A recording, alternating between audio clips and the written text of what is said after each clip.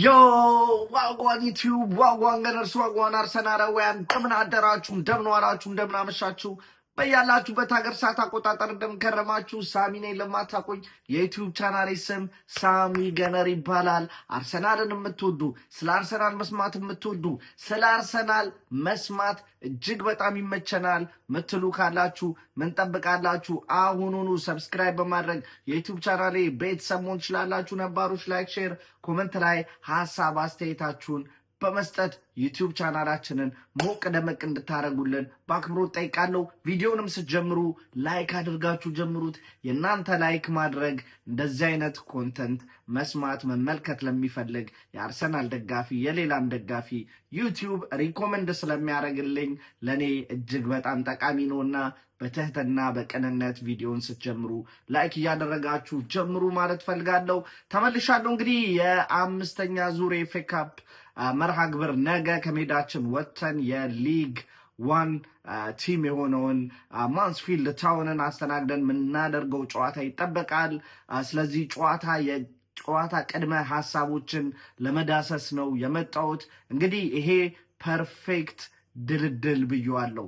ምክንያቱም ሊስን የፕሪሚየር ሊግ ቲም የቻምፒዮንሺፕ ሆነው ጠንካራ ተጋጣሚ ከማንስፊልድ የተሻሉ ኤፍኤ ካፕ መርሃ ግብሩ ላይ ያሉ እንደምታውቁት ማንቸስተር ሲቲ ከፕሪሚየር ሊጉ ቲም ኒውካስትል ጋር የተደለደለው። እንደዚህ አይነት ጨዋታዎች ደግሞ ሞር ኢነርጂ አውጥታችሁ እንድትጠቀሙ የሚያደርጉ ናቸውና ይሄ ድልድል ፐርፌክትሊ የሚስማማን ድልድል ነው። ማንስፊልድ ታውን እንግዲህ በእንግሊዝ እርከን 3ኛ ደረጃ ላይ የሚገኘው ሊግ ዋን ላይ የሚገኝ ቲም ነው። በዛም ብዙ የተሳካ ዓመት እያሳለፉ አይደለም። 16ኛ ደረጃ ላይ ይገኛሉ። ከአርሰናል የ59 ደረጃ በታች ሆነው የሚገኙ ቲሞች ናቸው። ብዙ የኳሊቲ ልዩነት አለ። የአሰልጣኛቸውም ይህን ጨዋታ አርሰናል ቀጥቅጦ ማሸነፍ እንደሚችል ገርፎ ማሸነፍ እንደሚችል የራሳቸው አሰልጣኝ ሳይደብቅ ሀሳቡን ተናግሯል። ነገር ግን ፉትቦል ደግሞ ተጋጣሚያችንን ሪስፔክት ማድረግ ይገባናል፣ ምንም እንኳን እጅግ በጣም ብዙ ሮቴሽን የምፈልግበት ጨዋታ ስለሆነ ማለት ነው። ማንስፊልድ ነው ተጋጣሚያችን። ቀጣይም ሮብ በቻምፒዮንስ ሊግ ምሽት ባየር ሌቨርኩሰንን እናስተናግዳለን። ስለዚህ ወሳኝ የሚባሉ ተጫዋቾቻችንን ለፕሪሚየር ሊግ ላለብን ኃላፊነት የምናሳርፍባቸው አጋጣሚዎች አሉ። ምክንያቱም ሊጉ ላይ የኛ ተፎካካሪ የሆነው ማንቸስተር ሲቲ በቻምፒዮንስ ሊጉም በኤፍኤ ካፑም ድልድል ያልታደለው ቲም ነው። ምክንያቱም የኤፍኤ ካፑ ላይ ነግሬያቸዋለሁ፣ ነገ ኒውካስትልን አስተናግደው ነው የሚጫወቱት። ከዛም በኋላ ደግሞ የቻምፒዮንስ ሊግ መርሃ ግብር ደግሞ የደረሳቸው ከሪያል ማድሪድ ጋር ነውና እጅግ በጣም ኢነርጂ የሚጠይቅ የተጫዋቾች ሮቴሽን እንደፈለጉ ለማድረግ እጅግ አስቸጋሪ የሆኑ መርሃ ግብሮች ናቸው። የአርሰናልን ከተመለከትን ግን እጅግ በጣም ተስማሚ የሆኑ ድልድሎች ናቸው። ምንም እንኳን ማንስፊልድን እንዳልኳችሁ የ59 ደረጃ ልዩነት ከአርሰናል ጋር ቢኖራቸው ምንም እንኳን የገዛ አሰልጣኛቸው ይህን ጨዋታ አርሰናል ያሸንፋል የሚል እምነት ቢኖረውም፣ ነገር ግን ሊስን ኢትስ ፉትቦል ሁሌም ተጋጣሚያችንን አክብረን ነው መግባት ያለብን ብዬ አስባለሁ። ነገር ግን የእኛም ተቀያሪ ተጫዋቾች ሮቴት የምናደርጋቸው ተጫዋቾች ይሄን የቤት ስራ በአግባቡ ፈጽሞ ለመውጣት ብቁ ናቸው ብዬ አስባለሁ። ይመስለኛል አርሰናል ብቻ እዚህ ጨዋታ ላይ ሮቴት ማያረጋ አይመስለኝም። ማንስፊልድ ታውንም ሮቴት ያደርጋሉ ብዬ አስባለሁ። ምክንያቱም ኤፍኤ ካፕ ላይ አይደለም ኤፍኤ ካፕ ፋይናል ለመድረስ ይሄንን ራሱ ለማለፍ ያላቸውን ቻንስ ያውቁታል። ስለዚህ ሊግ ዋን ላይ ወይም ደግሞ እዛው ሊግ ላይ አትሊስት ለመቆየት ከወራጅ ቀጠና በ5 ነጥብ ልዩነት ብቻ ነው ረቀው የሚገኙት። ስለዚህ ሊጋቸው ላይ ምናልባትም ፎከስ ማድረግ ይፈልጉና ይሄን እንደተሸነፉት ጨዋታ ቆጥረው እነሱም ብዙ የተጫዋቾች ሮቴሽን አድርገው ሊገቡ ይችላሉ የሚል የግል እምነት አለኝ።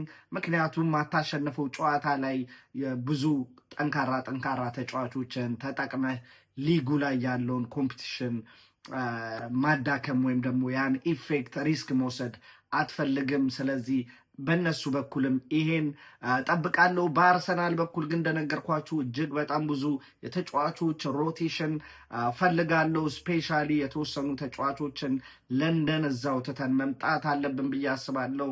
እንደነ ዙቢሜንዲ፣ ዴክላን ራይስ፣ ቡካዮ ሳካ፣ ሳሊባ እንደዚህ አይነት ተጫዋቾችን ለንደን ትተን ጨዋታውን በቴሌቪዥን መስኮታቸው እንዲመለከቱ ከአላስፈላጊ የትራቨል ወይም ደግሞ የጉዞ ድካም ራሳቸውን እንዲጠብቁ የማደርግበት ጨዋታ ነው።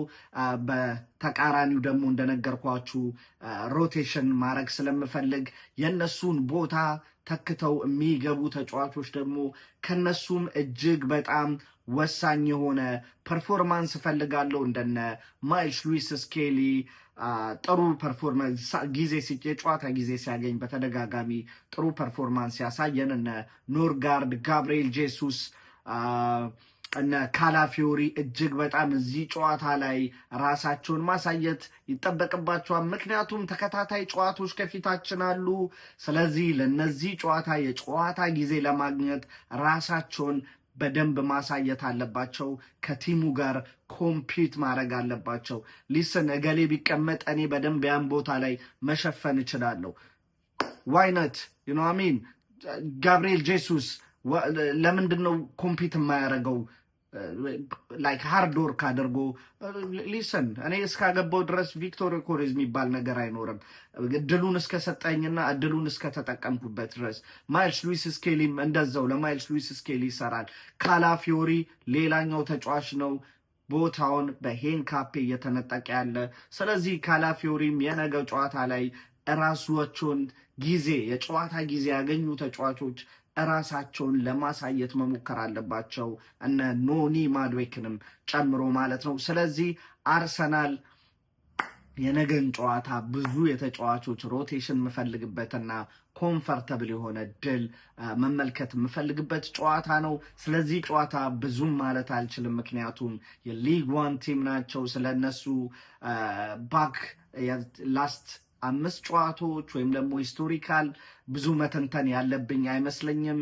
ጀስት 5ኛ ዙር የኤፍኤ ካፕ መርሃ ግብር ነው። ይሄን የቤት ስራ በተጫዋቾቻችን ሮቴት አድርገን መወጣት እንችላለን ብዬ አስባለሁ። የውጤት ግምት ዋይኖት 4-0 ማልገምተው፣ ምክንያቱም ከዚህ በፊት ተጋጣሚዎቻችንን 4-1 እና 4-0 በሆነ ውጤት ፖርትስሞዝ እና ዊጋንን አሸንፈን ነው እዚህ የደረስነው። እንደነገርኳችሁ ነው ማንስፊልድ ታውንንም አንድ ሬት ማድረግ አይቻልም። ምክንያቱም እዚህ ደረጃ የደረሱት የሻምፒዮንሺፕ ቲሙን ሼፊልድ ዩናይትድን እና የፕሪሚየር ሊግ ቲሙን በርንሌን አሸንፈው ነው ወደዚህ 5ኛ ዙር መቀላቀል የቻሉት። ስለዚህ ተጋጣሚዎቻችንን ሪስፔክት አድርገን የቤት ስራችንን ግን በአግባቡ ተወጥተን ወደ አሸናፊነት መመለስ፣ ከዛም በኋላ የቻምፒዮንስ ሊግ ጨዋታችን ላይ ፎከስ ማድረግ ይጠበቅብናል። ከዛ የቻምፒዮንስ ሊግ መርሃ ግብር በኋላ በኤምሬትስ ስቴዲየም ኤቨርተንን አስተናግደን የምናደርገውም ጨዋታ ይኖራል ማለት ነው። ስለዚህ ይሄን ካልኩ ዘንዳ ወደ ግምታዊ አሰላለፍ ሲሄድ የግብ ጠባቂ ቦታ ላይ ኬፓ አሪዛባላጋን አደርጋለሁ። ይሄ የሱ ቶርናመንት ነው። ዳቪድ ራያ ቻምፒዮንስ ሊግ ላይ እና ፕሪሚየር ሊግ ላይ ድንቅ አቋሙን እያሳየ ይገኛል። ሌላ እረፍት እዚህ ጨዋታ ላይ የሚያገኘው ተጫዋች ዳቪድ ራያ ነው። የቀኝ ፉልባክ ቦታ ላይ ይመስለኛል ቤን ዋይት ጉዳት ላይ ነው ያለው። ምን ያህል እንዳገገመ አይዶን ነው። ካገገመ ቤን ዋይት ቢሰለፍ ደስ ይለኛል፣ ነገር ግን አይመስለኝም ሙሉ ለሙሉ ሪከቨር ያደረገ። ስለዚህ ዩሊያን ቲምበር መጀመር ይሆናል። የቀኝ የመሃል ተከላካይ ቦታ ላይ ክሪስቲያን ሞስኬራ ነው ማደርገው። ዊሊያም ሳሊባን አሳርፈዋለሁ።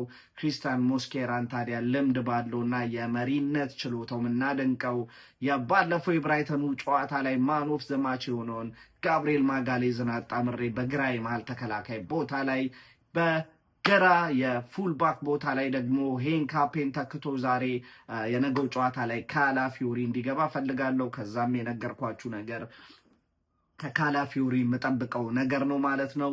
የዲፌንሲቭ ሚድፊልደር ቦታ ላይ ክሪስቲያን ኖርጋርድን አደርገዋለሁ። እሱም ሌላኛው ተጫዋች እጅግ መመልከት የምፈልገው ተጫዋች ነው።